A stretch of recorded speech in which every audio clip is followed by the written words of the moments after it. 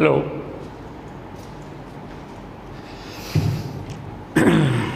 नमस्कार विद्यार्थी मित्रों, एसएन विद्यालयना ई लर्निंग प्रोग्राम में हूँ पिनाकिन रावल आपने फरीथी आवकारो छूं। मित्रों, आपणे लास्ट टाइम स्थानांतर अने पथ लंबाई अने खास करीने एक्सटी आलेखनी थोड़ी घणी प्रारंभिक माहिती मेळवेली छे। जुदी जुदी भौतिक राशिओनुं लिस्ट आपणा माटे खूब ज झड़पथी हवे आगळ वधतुं जशे, जेने व्याख्यायित करता जशुं। आपणे बे व्याख्या लास्ट टाइम करी, स्थानांतर अने पथ लंबाई। व्याख्याओ छे ए आपणे दरेक पाकी करवानी छे, खास ध्यान राखजो। आजे थोड़ा आगळ वधी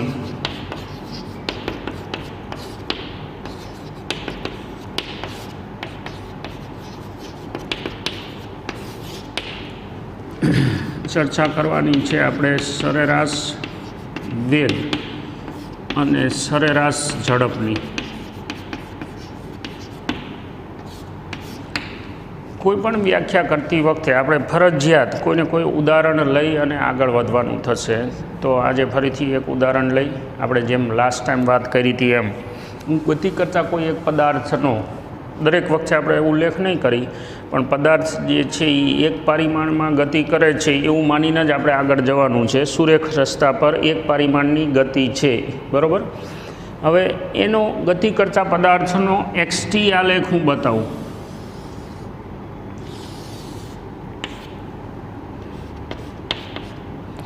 एक्स जे मीटर में मापेलू है अने टी सेकंड में मापेलो है। अहींया उगम बिंदु है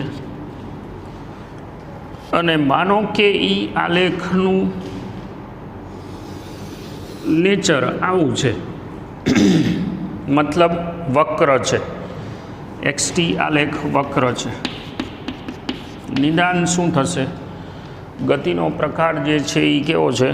अनियमित है, बराबर। ज्यारे पण तमारी सामे कोई बी आलेख आवे एटले तमारे तमारी रीते विचारी लेवानुं के आ गतिनो प्रकार शुं होय। जो एक्सटी सुरेख होय तो शुं कहेशुं आपणे?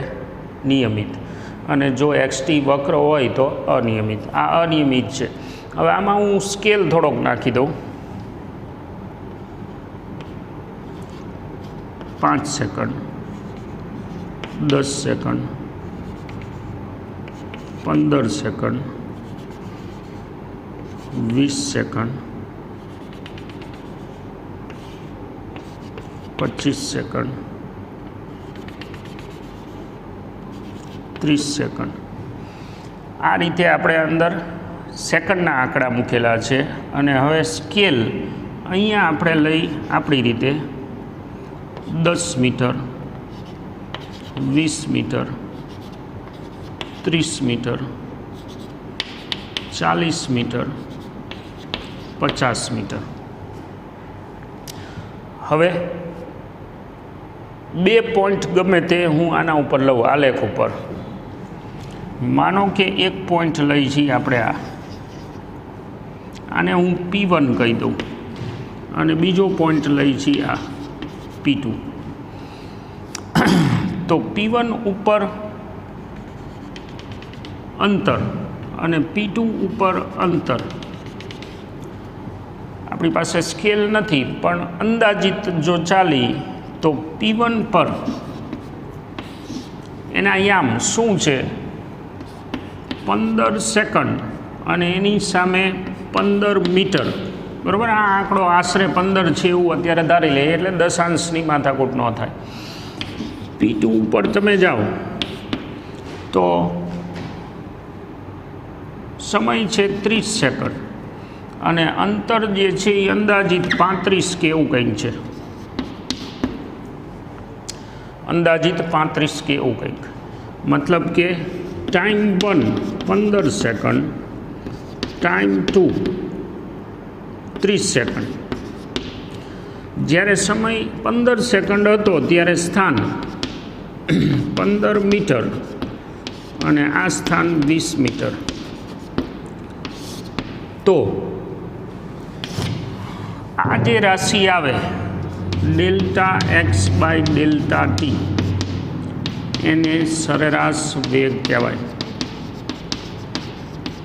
व्याख्या शुं? स्थानांतर छेदमां समय એટલે કે x2 માઇનસ x1 છેદમાં t2 માઇનસ t1. આપણા ઉદાહરણ માટે 20 માઇનસ x2 ક્યાં 20 છે, એ તો બાદ બાકી કરીને મેં મૂકી દીધું સીધું.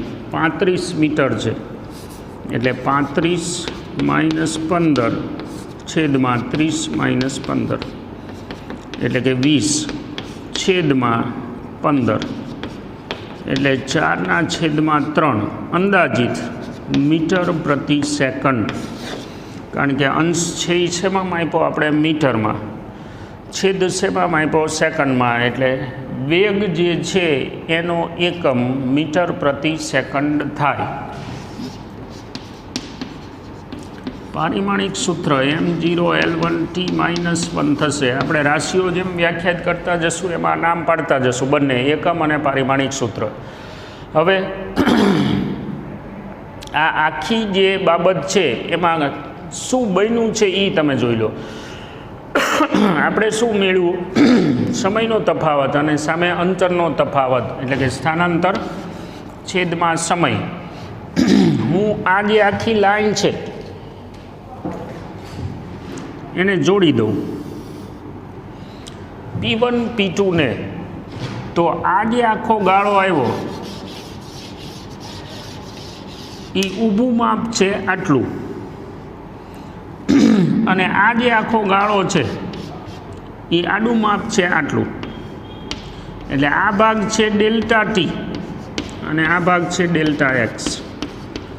તો એવું કહેવાય કે મને આ જે રાશિ મળી, આંકડો જે કંઈ આવ્યો એ હકીકતમાં P1 P2 રેખા જે બને એનો ઢાળ છે. આપણું ફાઉન્ડેશન યાદ કરો, એમાં આપણે રેખાના ઢાળની વાત કરેલી છે. એટલે P1 P2 બિંદુને જોડતી રેખાનો આ ઢાળ છે, જ્યારે હકીકતમાં કપાયેલા અંતરના આંકડા જે છે એ આ રીતે છે.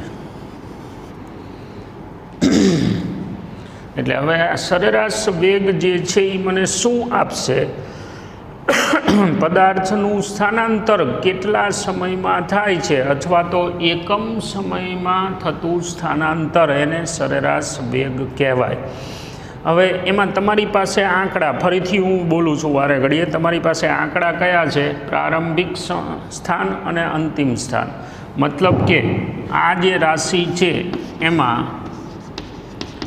પદાર્થની ગતિની દિશા જે છે એનો કોઈ જ ઉલ્લેખ ન આવે. શું કામ? તો કે 15 સેકન્ડે પદાર્થ અહીંયા હતો અને 30 સેકન્ડે પદાર્થ અહીંયા છે. બે સમય બે સ્થાન. કદાચ એવું બને કે વચગાળાના સમયમાં આ પદાર્થ જે છે એણે આપણે લાસ્ટ લેક્ચરમાં જેમ વાત કરી હોય એમ અપડાઉન કર્યું હોય, એવું થાય ને.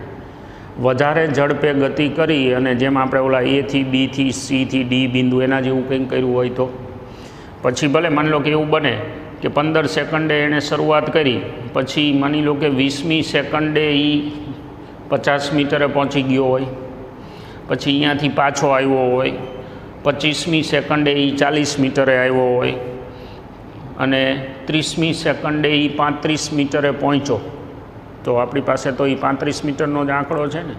એટલે એણે વચ્ચે શું કર્યું એ માહિતી આમાં નથી. વચગાળાની માહિતી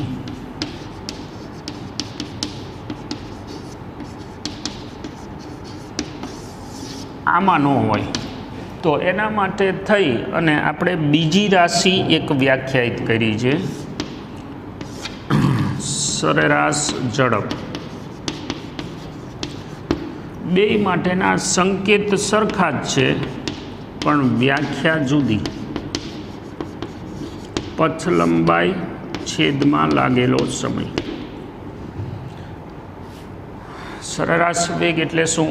પદાર્થે કરેલું સ્થાનાંતર છેદમાં લાગેલો સમય. અને સરેરાશ ઝડપ એટલે શું? કપાયેલું કુલ અંતર, એટલે કે પથ લંબાઈ અને સમય. હવે માનો કે ફોર એક્ઝામ્પલ ગણતરી કરી, કારણ કે આમાં તો પથ લંબાઈ આલેખ ઉપરથી તો મળશે જ નહીં, એ તો સાચા અવલોકનના જે આંકડા હોય એના ઉપરથી જ ખબર પડશે. જેમ આપણે આલેખનો વહીવટ કર્યો તેમાં બધા આંકડા આપણે કેલ્ક્યુલેટ કર્યા હતા એવું કરવું પડશે. તો એવા આંકડા ગણવાથી ધારો કે આ જવાબ પણ 4/3 મીટર પ્રતિ સેકન્ડ આવ્યો, કારણ કે એકમ તો એ જ થશે. તો આનો અર્થ શું થયો? ગતિ દરમિયાન ગતિની દિશા બદલાણી નથી. માનો કે આ જવાબ આ 4/3 એટલે 1 પોઈન્ટ સમથિંગ એવું કંઈક આવ્યું. માનો કે આ જવાબ છે એ 10 મીટર પ્રતિ સેકન્ડ આવ્યો. તો એનો અર્થ એવો થયો કે એકમ સમયમાં આ 1.33 કે એવું કંઈક છે, એટલે દર સેકન્ડે અહીંયા અંતર કપાણું છે અંદાજિત 1.5 મીટર અને દર સેકન્ડે અહીંયા અંતર કપાણું છે 10 મીટર. તો આનો અર્થ એવો થયો કે આ પદાર્થે અપડાઉન કરેલું છે, કારણ કે આ જવાબ છે એ પહેલાં કરતાં મોટો ક્યારે આવે? જો પથ લંબાઈ છે એ સ્થાનાંતર કરતાં મોટી હોય તો જ. જો પથ લંબાઈ સ્થાનાંતર કરતાં મોટી હોય તો એનો અર્થ એવો થયો કે પદાર્થે ગતિ દરમિયાન ગતિની દિશા બદલાવી રાખી છે, જેથી કરીને પથ લંબાઈનો આંકડો મોટો થઈ ગયો અને સ્થાનાંતરનો આંકડો નાનો રહી ગયો. એનો અર્થ એવો કે બે વસ્તુ જો તમે ભેગી બોલો, સરેરાશ વેગ અને સરેરાશ ઝડપ, તો એવા સંજોગોમાં તમને ગતિનો સંપૂર્ણ અંદાજ આવી શકે. શબ્દ હું એ વાપરું છું. એટલે માની લો કે આ બે આંકડા ભેગા બોલો તમે એટલે એટલું નક્કી થાય કે એક જ દિશામાં ગતિ થાય છે. કદાચ જો આ જવાબ હોય તો એટલું નક્કી થાય કે ગતિ દરમિયાન ગતિની દિશા બદલાય છે. બીજું, કદાચ આમાં એવું બને સરેરાશ ઝડપ છે એ હંમેશા ધન જ આવશે, ધ્યાન રાખજો. પણ વેગના આંકડા જે છે એ સ્થાનાંતર ઉપર આધાર રાખે છે, અને સ્થાનાંતર વળી પાછું કેવું હોય? ધન, ઋણ અથવા તો શૂન્ય હોઈ શકે. માનો કે ગતિ દરમિયાન પદાર્થ છે એ પાછો મૂળ જગ્યાએ આવી જાય તો એનો સરેરાશ વેગ શૂન્ય થાય, અને સરેરાશ ઝડપ પાછી અશૂન્ય એવી હોય, મૂળ જગ્યાએ જ્યાંથી શરૂ કર્યું હોય અહીંયા પાછો આવી જાય, ટાઈમ ભલે ગમે એટલો લે, તો સરેરાશ વેગ ગણતી વખતે જવાબ 0 આવશે. કદાચ એવું બને કે ઓલા ડી, આપણે લાસ્ટ લેક્ચરમાં જે વાત કરી હતી કે ડી બિંદુએ પદાર્થ પહોંચી ગયો, હવે અહીંયા જો પહોંચી ગયો હોય તો સ્થાનાંતરનો આંકડો ઋણ હશે, એવી વખતે ઝડપનો આંકડો પાછો ધન હશે. એટલે મતલબ એવો નીકળો કે આને મારે સદિશ રાશિ ગણવી પડે.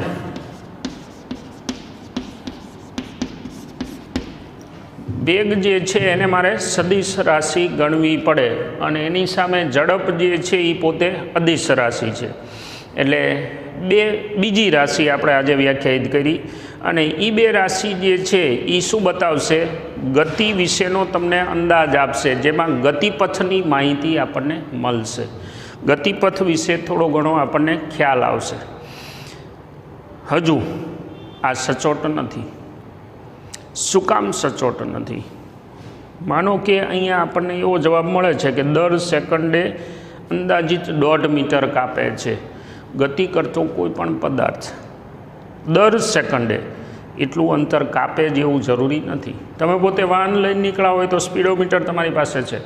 હવે એ સ્પીડોમીટરમાં આંકડો માની લો કે અહીંથી આપણે એવું વિચારીએ કે અહીંથી અમદાવાદ છે 120 કિલોમીટર, 2 કલાકે આપણે પહોંચી ગયા, તો આપણે કલાકે 60 કિલોમીટર કાપ્યા કહેવાય. તો શું આખી ગતિ દરમિયાન તમારા સ્પીડોમીટરનો આંકડો 60 ઉપર ચોંટેલો હોય? ના, એ તમારી સરેરાશ ઝડપ થઈ. સરેરાશ ઝડપ અથવા સરેરાશ વેગ. પણ ગતિ દરમિયાન તમને જે આ મળે છે, સરેરાશ શબ્દ જ એટલે વાપરો છે આપણે, કે એ તમને અંદાજ આપે છે કે ભાઈ કલાકે 60 કિલોમીટર કપાણા કહેવાય. કદાચ એવું બને કે વચ્ચે પિકઅપ લીધું, 4 લેન હાઈવે આવે ત્યારે, કદાચ એવું બને કે વચ્ચે ટ્રાફિક જામ હોય તો હોલ્ટ માર્યો હોય, ચા પાણી પીધા હોય. તો હવે એવું નથી કે ગતિ દરમિયાન આ આંકડો જળવાતો જ હોય. કોઈ પણ ગતિ કરતો પદાર્થ વ્યવહારિક રીતે આ આંકડો ન જાળવી શકે. આ તો શું છે કે ભાઈ એકમ સમયમાં આશરે કેટલું કપાય છે એનો અંદાજ આપણી પાસે આવે છે. હવે ચોકસાઈ જોતી હોય તો શું કરવું પડે? આપણે તો ગતિનો અભ્યાસ ચોકસાઈથી સચોટ રીતે કરવો હોય તો શું કરવું પડે? રાજો નેક્સ્ટ લેક્ચરમાં વિડીયો જોતા રહેજો. નાના નાના મુદ્દા આપણે કલેક્ટ કરવાના છે. બહુ ધીમે ધીમે આ એક જ ચેપ્ટર, આ અને ચોથું, બહુ ધીમે ધીમે આપણે આગળ જવાનું છે, કારણ કે આ 2 પાયાના છે. અને આ એક વખત મગજમાં બેસી જાય પછી ગાડી આપણી ટોપ ગિયરમાં ઉપડી જાય. આટલું વાંચશો, તફાવત સમજજો, ઉદાહરણ આપેલું છે એને ગણવાનો પ્રયત્ન કરજો, નહીંતર આપણે ગણશું. જાતે ગણવાનો પ્રયત્ન કરજો. ફરીથી મળશું પાછા. નમસ્કાર.